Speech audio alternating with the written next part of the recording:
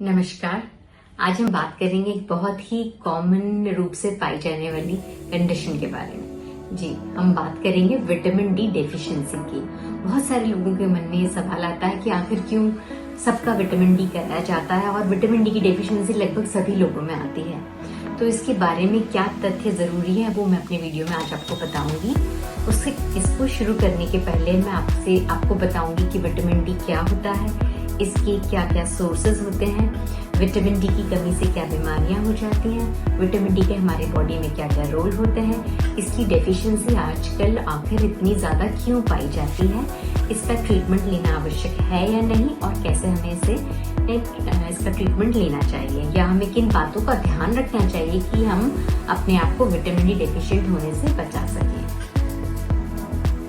Vitamin D एक fat soluble vitamin है।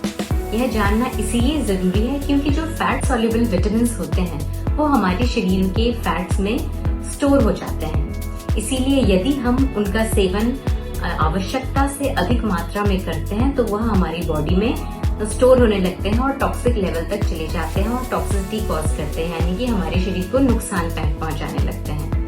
दूसरा इम्पोर्टेंट फैट सॉल्युबल विटामिन का यह होता है कि इनके एब्जॉर्प्शन के लिए हमारी आंतों में से जब ये सोखे जाते हैं तो उसके लिए हमारे खाने में फैट का प्रेजेंट होना जरूरी होता है।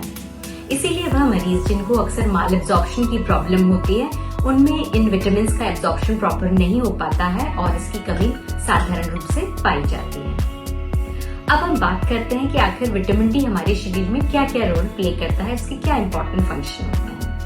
सबसे ज्यादा इम्पोर्टेंट फंक्शन होता है विटामिन डी का हमारी बॉडी की बोन हेल्थ को मेंटेन करना, यानी कि हमारे शरीर की हड्डियों की डेवलपमेंट एंड मेंटेनेंस में विटामिन डी का सबसे ज्यादा इम्पोर्टेंट रोल होता है। कैसे? विटामिन डी कुछ मिनरल्स जैसे कि कैल्शियम, फास्फोरस, मैग्नीशियम जो कि बोन हेल्थ के लिए बहुत जरूरी है, उनके एब्जॉर्प्शन में आंतों से उनके सोखे जाने के लिए अनिवार्य होता है। इसीलिए विटामिन डी की कमी से सीधा प्रभाव सबसे ज्यादा हमारे बोन्स पर पड़ता है, जिसका इफेक्ट अलग अलग एज ग्रुप में अलग अलग रूप से पाया जाता है। बच्चों में विटामिन डी की कमी से रिकेट्स हो जाती है, जिसमें अक्सर बेंडिंग ऑफ बोन्स मिलती है लोअर लिम्स की, या ग्रोइंग बच्चों में प्रॉपर हाइट ना पकड़ने की शिकायत मिलती है। यदि मैं अडल्ट लोगों की बात करूं तो अक्सर विटामिन डी की कमी से बोन्स की सॉफ्टनिंग पाई जाती है, जिसे हम ऑस्टियोमलेशिया कहते हैं। Elderly people specially post menopausal women में विटामिन डी की कमी से ऑस्टियोपोरोसिस तक होना देखा गया है। पर क्या विटामिन डी का रोल सिर्फ बोन हेल्थ तक लिमिटेड है? बिल्कुल नहीं। साइंटिफिक रिसर्च बताती है कि विटामिन डी हमारे शरीर में और भी बहुत सारे महत्वपूर्ण रोल अदा करता है। ये मैं आपको बताती हूँ। नंबर 1, विटामिन डी बीपी व कोलेस्ट्रॉल को कम करने में मदद करता है, यानी कंट्रोल रखने में मदद करता है। इससे विटामिन डी हार्ट डिजीजेस होने और हार्ट डिजीजेस के कारण होने वाली डेथ रेट्स को काफी कम कर देता है।